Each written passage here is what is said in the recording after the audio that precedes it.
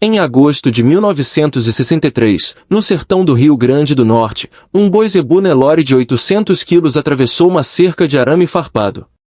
Esse animal, avaliado em 200 mil cruzeiros, o preço de uma casa na cidade, se tornaria o estupim da guerra familiar mais sangrenta da história nordestina. Você está prestes a descobrir como um simples mal-entendido transformou vizinhos em inimigos mortais e deixou 10 homens mortos em apenas 5 dias. O que começou como uma reclamação sobre gado perdido escalou para execuções, emboscadas e um tiroteio épico que transformou uma estrada do interior em campo de batalha. Duas famílias tradicionais, respeitadas por décadas, se aniquilaram completamente por orgulho sertanejo e sede de vingança. Mas a verdade mais chocante? O boi nunca foi roubado. Prepare-se para conhecer a Guerra de Caicó, uma tragédia real que prova como o orgulho pode custar mais caro que a própria vida. E se você quer conhecer mais histórias reais que chocaram o Brasil, se inscreva no canal agora. São postagens diárias com os casos mais impressionantes da nossa história. Mas antes de mergulharmos no sangue, você precisa conhecer os protagonistas desta tragédia. Agosto de 1963. Sertão do Seridó, região seca e hostil onde a palavra de um homem valia mais que qualquer documento. Ali, duas fazendas dividiam 3 quilômetros de fronteira demarcada por arame farpado, olho d'água e riacho fundo. De um lado, Firmino Azevedo, 67 anos, patriarca da Olho d'Água. Imagine um homem alto, ombros largos, pele curtida pelo sol inclemente do sertão. Viúvo, pai de 5 filhos homens, Firmino havia construído sua fortuna comprando gado magro em tempos de seca e vendendo gordo quando as chuvas voltavam. Era respeitado e temido em igual medida, um coronel do interior que nunca dobrava o joelho para ninguém. Seus 5 filhos eram sua extensão no mundo: Expedito, 38 anos, o mais ponderado. Damião, 35 anos, casado e pai de 3 filhos. Raimundo, 31 anos. José Carlos, 27, conhecido como o mais violento da família. E Benedito, 23 anos, recém-casado, com a esposa grávida do primeiro filho. Do outro lado da cerca vivia Osvaldo Cavalcante, 64 anos, dono da Riacho Fundo. Baixo, gordo, de fala mansa, o completo oposto de Firmino. Havia estudado em Recife voltado com métodos modernos de criação.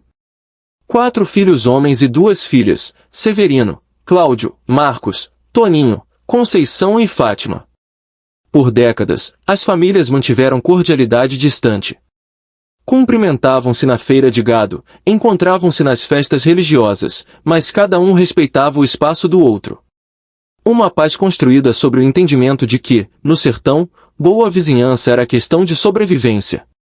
Mas essa paz estava prestes a ser destroçada por um animal chamado Sultão. Sultão não era um boi qualquer. Era um exemplar magnífico de zebu Nelore, com chifres que mediam quase 1 metro de ponta a ponta e pelos brancos como algodão. Firmino havia pago uma fortuna por ele numa feira em Campina Grande. Esse animal prometia revolucionar a genética de todo o seu rebanho. O coronel tratava Sultão como outros homens tratam cavalos de corrida: cuidado obsessivo, alimentação especial, até um vaqueiro exclusivo para cuidar dele. Zé Vaqueiro, um caboclo magro e silencioso, dormia numa palhoça perto do curral onde o touro passava as noites. 12 de agosto de 1963, segunda-feira fatídica. Zé Vaqueiro acordou com o curral vazio. A porteira estava aberta, a corrente que prendia havia sido cortada. Pegadas fundas no chão seco mostravam que Sultão havia saído em direção ao nascente, exatamente onde ficava a divisa com a fazenda dos Cavalcante. Coronel, o Sultão sumiu. A porteira foi arrombada, gritou o vaqueiro, ainda ofegante da corrida. Firmino largou a xícara de café com tanta força que ela se espatifou no chão. Quando viu a corrente cortada, seu rosto ficou vermelho de raiva. Isso foi roubo, Zé. Alguém levou meu boi. Você consegue imaginar a fúria de um homem que perde seu bem mais precioso? No sertão de 1963, roubar gado não era apenas crime, era declaração de guerra. E Firmino Azevedo não era homem de aceitar desaforo. Em meia hora, os 5 filhos estavam reunidos na sala da casa grande, todos armados. A guerra estava prestes a começar. Sultão foi roubado. As pegadas vão direto para os Cavalcante, declarou Firmino, a voz rouca de raiva contida. Expedito, sempre prudente, sugeriu cautela. Pai, vamos primeiro conversar com seu Osvaldo. Pode ter sido mal entendido. José Carlos, o mais violento, discordou imediatamente. Conversar o quê, Expedito? Cortaram a corrente. Foi roubo e pronto. Às 9 horas daquela manhã, Firmino e 2 filhos chegaram a Riacho Fundo. Osvaldo veio recebê-los com aparente cordialidade, mas notou que os 3 estavam armados. Meu touro Sultão desapareceu. A porteira foi arrombada e as pegadas levam para suas terras, disse Firmino, sem rodeios. Firmino, não vi touro nenhum seu por aqui, respondeu Osvaldo, franzindo as sobrancelhas. Era mentira. Sultão estava naquele momento num pasto isolado da Riacho Fundo, a 3 quilômetros dali. Marcos Cavalcante havia encontrado o animal ao amanhecer e, conhecendo o valor do touro e querendo humilhar os vizinhos arrogantes, decidiu escondê-lo. Não para roubar, apenas para dar uma lição. Mas essa mentira custaria 10 vidas. Osvaldo, eu rastreei as pegadas até sua cerca. Meu boi entrou aqui, insistiu Firmino. Pois procure em outro lugar. Aqui não está. A tensão era palpável. Os filhos de ambos os lados puseram as mãos nos coldres. E se eu achar meu boi aqui? Perguntou Firmino ameaçadoramente. Aí conversamos. Mas você não vai revistar minha propriedade como se eu fosse ladrão. Firmino cuspiu no chão, gesto máximo de desprezo no sertão. Nome se constrói com honra, Osvaldo. Quem rouba boi do vizinho não tem honra nenhuma. A acusação direta foi demais. Toninho Cavalcante sacou o revólver, mas foi contido pelos irmãos. Saia da minha propriedade agora! Gritou Osvaldo. Isso não vai ficar assim, prometeu Firmino antes de partir. Vocês vão devolver meu boi, nem que seja na bala. A guerra estava declarada a ponto naquela tarde. Firmino reuniu não apenas os filhos, mas genros, sobrinhos e vaqueiros. 20 homens armados se aglomeraram na casa grande. Os Cavalcante roubaram Sultão e ainda me desrespeitaram. Isso é declaração de guerra. Do outro lado, na Riacho Fundo, Osvaldo também convocava seus homens. 15 armados se preparavam para o confronto. Mas a primeira morte aconteceu antes do ataque planejado. Por volta das 18 horas, Benedito Azevedo, o caçula de 23 anos, voltava de Caicó onde havia comprado remédios para a esposa grávida. A estrada passava por um trecho de caatinga fechada conhecido como Garganta do Diabo. Foi ali que 2 homens encapuzados emergiram do mato. Os disparos ecoaram pela caatinga. Benedito tentou fugir, chicoteando o cavalo desesperadamente, mas levou um tiro nas costas. Caído na estrada, ainda consciente, implorou pela vida. Por favor, minha mulher está grávida, vou ser pai. A resposta foi outro tiro, desta vez na cabeça. Benedito morreu aos 23 anos, sem nunca conhecer o filho. Quando a notícia chegou a olho d'água, Firmino soltou um murro de dor que ecoou por toda a propriedade. Mataram meu menino! Mataram Benedito! A viúva grávida desmaiou. José Carlos atirou para o alto gritando, hoje os Cavalcante vão pagar! Vamos matar todos eles! A guerra havia começado, e não haveria volta. E se você está impressionado com essa tragédia, espere até saber como ela escalou. Continue assistindo, e não esqueça de deixar seu like para fortalecer o canal. Os Cavalcante juravam não ter participado da morte de Benedito. Osvaldo ficou genuinamente chocado, eu nunca mandaria matar um menino. Mas o estrago estava feito. Para os Azevedo, a morte só podia ser obra dos vizinhos. Naquela mesma noite, enquanto a família velava Benedito na casa grande, José Carlos e 5 vaqueiros saíram em missão de vingança. O alvo era Toninho Cavalcante, o mais novo dos filhos de Osvaldo. Sabiam que ele verificava todas as noites uma novilha prestes a parir. Esperaram escondidos no curral. Quando Toninho apareceu com a lamparina, José Carlos não hesitou. 3 tiros de rifle derrubaram o rapaz, que morreu segurando a lamparina, o querosene se espalhando e incendiando o feno. Toninho tinha 25 anos e era noivo de uma moça de Jardim do Seridó. O incêndio alertou toda a Riacho Fundo. Quando apagaram o fogo e encontraram o corpo, Osvaldo caiu de joelhos. Meu filho mais novo. Marcos, ao ver o irmão morto, jurou vingança. Vamos matar todos os Azevedo. Todos eles. 2 mortos em menos de 24 horas. A cidade de Caicó acordaria em pânico no dia seguinte.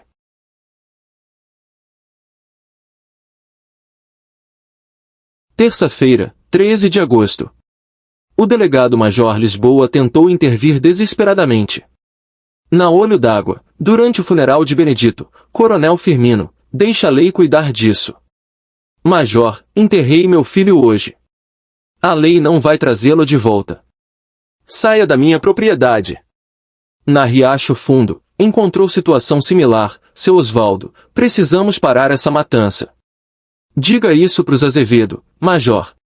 Eles começaram.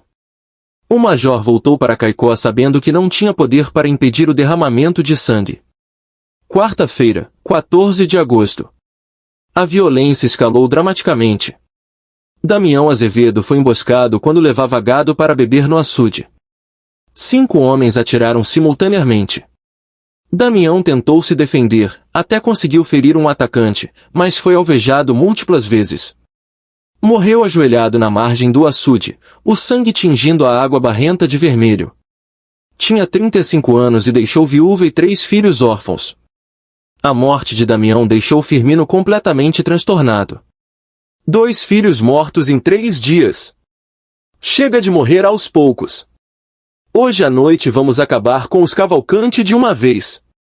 Expedito fez uma última tentativa. Pai, já perdemos Benedito e Damião. Vamos embora, recomeçar em outro lugar. Firmino olhou para o filho com desprezo. Fugir? Um Azevedo nunca foge. Prefiro morrer lutando a viver como covarde. Mas os Cavalcante também planejavam o ataque final. Marcos reuniu os homens. Eles vão vir hoje. Vamos nos antecipar. O confronto final estava programado para aquela noite. Você consegue imaginar a tensão? 2 famílias inteiras marchando para a morte.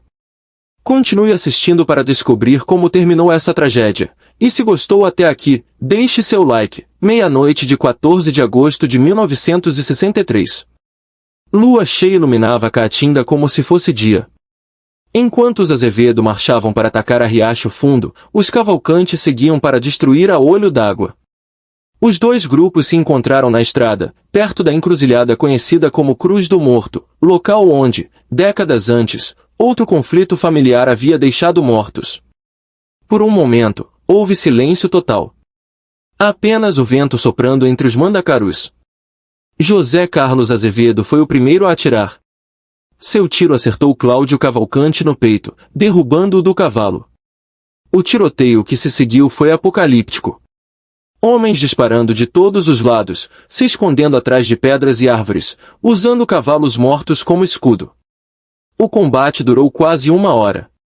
Quando cessaram os tiros, o saldo era devastador. Mortos do local, José Carlos Azevedo, 5 balas no corpo. Raimundo Azevedo, tiro na cabeça. Cláudio Cavalcante, o primeiro a cair. Marcos Cavalcante, morto tentando recarregar. 3 vaqueiros dos Azevedo e 2 dos Cavalcante. Expedito, ferido no ombro, arrastou o pai Firmino para trás de uma pedra. O velho coronel, com 2 tiros no abdômen, ainda teve forças para dar suas últimas ordens. Expedito, acaba com isso, mata todos eles. Não, pai. Chega. Já perdemos demais. Firmino morreu minutos depois, cuspindo sangue e amaldiçoando os Cavalcante.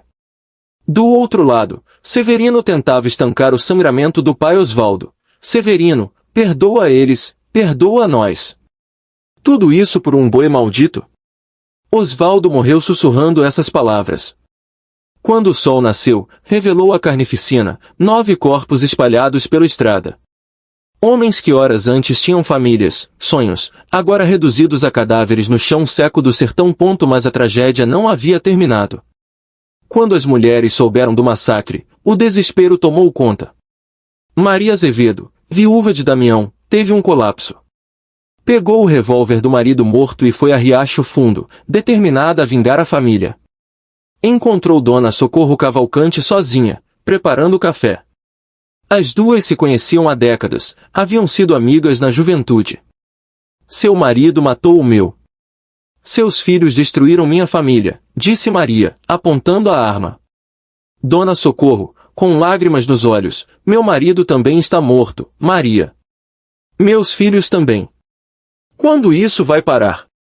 Maria baixou a arma. As duas se abraçaram e choraram juntas, unidas pela dor. Mas um último ato de violência ainda aconteceria. Pedro Cavalcante, primo de Currais Novos, chegou para ajudar a família. Ao ver os corpos de Marcos e Cláudio, jurou vingança. Foi à casa de Expedito, único filho adulto de Firmino ainda vivo. O encontrou no quintal, braço enfaixado, conversando com o padre que viera dar extrema-unção. Pedro atirou pelas costas. Expedito caiu morto na frente do padre, que ficou paralisado de horror. Pedro fugiu, mas foi perseguido por vaqueiros de ambas as fazendas, cansados de tanta morte. Foi alcançado e morto na beira do rio Seridó. Com a morte de Expedito, todos os 5 filhos de Firmino estavam mortos. Dos Cavalcante, apenas Severino sobrevivera entre os homens. 10 homens mortos em 5 dias. Domingo, 18 de agosto. Funeral coletivo no cemitério de Caicó. 10 caixões enfileirados, centenas de pessoas de luto. A cidade inteira chorava. Mas o desfecho mais irônico ainda estava por vir. 3 dias após os funerais, um vaqueiro da fazenda Santa Rita apareceu na Olho d'Água, trazendo o sultão. O touro havia sido encontrado preso numa grota, magro e desidratado, mas vivo. Achamos ele mugindo feito doido no canhão. Deve ter caído e ficado preso. A verdade era ainda mais amarga. Investigações revelaram que Sultão havia fugido sozinho na noite de 12 de agosto, assustado por uma onça. A corrente enferrujada partiu quando o animal forçou a passagem. Não houve roubo. Marcos Cavalcante havia mentido sobre esconder o touro. O animal que ele guardava era outro zebu, parecido mas não idêntico, que havia comprado semanas antes. 10 homens morreram por um mal-entendido. Por orgulho ferido, honra mal interpretada, uma mentira estúpida contada para impressionar o pai. As fazendas foram abandonadas. As viúvas se mudaram para longe, tentando esquecer o horror. As terras foram vendidas por preços irrisórios. Severino Cavalcante, único sobrevivente masculino, enlouqueceu gradualmente. Passava os dias na praça conversando com os irmãos mortos. Morreu no hospício de Natal em 1968, gritando os nomes dos irmãos. Anos se passaram. As viúvas tentaram reconstruir suas vidas, mas o estigma as perseguia. Eram as viúvas da Guerra do Boi. Os órfãos cresceram marcados. Alguns se tornaram violentos, perpetuando o ciclo. Outros fugiram da violência completamente. João Azevedo, filho de Damião, tornou-se padre, pregando paz e perdão. Maria Cavalcante, filha de Cláudio, virou freira, cuidando de crianças órfãs. A cidade levou anos para se recuperar. Caicó ficou conhecida em todo o Nordeste como a cidade da Guerra do Boi, fama sangrenta que afastava investidores. O delegado-major Lisboa pediu transferência, atormentado pela culpa, deveria ter prendido todos no primeiro dia. Meu medo custou 10 vidas. Sultão, o boi que causou involuntariamente a tragédia, foi vendido em leilão. Viveu até 1971, gerando dezenas de bezerros, sem nunca saber do sangue derramado por sua causa. Em 1983, 20 anos depois, a prefeitura inaugurou um memorial às vítimas. A placa de bronze no cemitério diz que o sangue aqui derramado sirva de lição eterna. Nenhuma honra vale uma vida humana. O funeral reuniu sobreviventes das duas famílias pela primeira vez em décadas. Houve choro, abraços, pedidos de perdão, mas também silêncios constrangedores. Padre João Azevedo celebrou missa no local. Meu pai morreu quando eu tinha 8 anos. Cresci odiando os Cavalcante. Mas o ódio é veneno que bebemos esperando que o outro morra. Hoje perdoo em nome da minha família. A Guerra do Boi virou lenda no folclore local. Dizem que nas noites de lua cheia de agosto, o mugido fantasmagórico de Sultão ainda ecoa pela caatinga, lamentando as mortes que causou. A Guerra do Boi entrou para os livros como um dos conflitos familiares mais sangrentos do Nordeste. É estudada em universidades, ensinada em escolas como advertência sobre orgulho excessivo. Mas talvez seu legado mais importante seja a mudança que provocou na cultura sertaneja. A tragédia se tornou um marco, um limite que poucos ousam cruzar. Você quer que isso vire outra Guerra do Boi? Tornou-se expressão comum para desarmar conflitos. A última sobrevivente direta, Fátima Cavalcante, morreu em 2018 aos 76 anos. Até o fim dava palestras sobre resolução pacífica de conflitos. Perdi pai e irmãos por causa de um boi que ninguém havia roubado. Se isso não é prova de que violência não resolve nada, não sei o que é. Hoje, quando agosto chega a Caicó, os mais velhos ainda se benzem e murmuram orações. É o mês da Guerra do Boi. No local do tiroteio final existe uma pequena capela dedicada a Nossa Senhora da Paz, construída com doações de descendentes das duas famílias. O cemitério ainda recebe visitantes interessados nos túmulos da Guerra do Boi. Os 10 estão enterrados em alas separadas. Azevedo de um lado, Cavalcante do outro, separados da morte como foram em vida. Mas flores frescas aparecem em todos os túmulos, colocadas por mãos anônimas que entendem que todos foram vítimas de uma tragédia maior que qualquer um deles. A Guerra do Boi permanece como lembrete de que no sertão, onde o sol endurece os homens, a verdadeira força está em saber perdoar, a verdadeira honra em preservar a vida, a verdadeira coragem em recuar antes que seja tarde demais. Esta é a história da Guerra de Caicó. 10 homens mortos, 2 famílias destruídas, uma cidade traumatizada, tudo por um boi que nem estava roubado. Uma lição eterna sobre os perigos do orgulho ferido, da honra mal interpretada, da violência como primeira resposta. Se essa história te impactou, deixe seu like agora, isso me mostra que você quer mais conteúdo assim. Se inscreva no canal para não perder nenhum dos casos reais mais chocantes da história brasileira.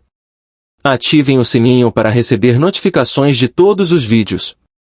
Comentem aqui embaixo, qual foi o momento mais chocante desta tragédia para vocês? Vocês acreditam que essa guerra poderia ter sido evitada? E se vocês querem conhecer mais histórias reais que marcaram o Brasil, assistam este vídeo aqui do lado sobre outro caso que vai deixar vocês impressionados. Compartilhem este vídeo com quem vocês acham que precisa conhecer essa história. Porque no final, quando o sangue seca e as lágrimas cessam, o que resta são apenas viúvas chorando, órfãos crescendo sem paz, e a certeza amarga de que tudo poderia ter sido evitado se alguém, apenas alguém, tivesse tido a sabedoria de dizer: é só um boi. Não vale a pena morrer por isso. Até o próximo vídeo, e lembrem-se, a história nos ensina, para que não precisemos repetir os mesmos erros.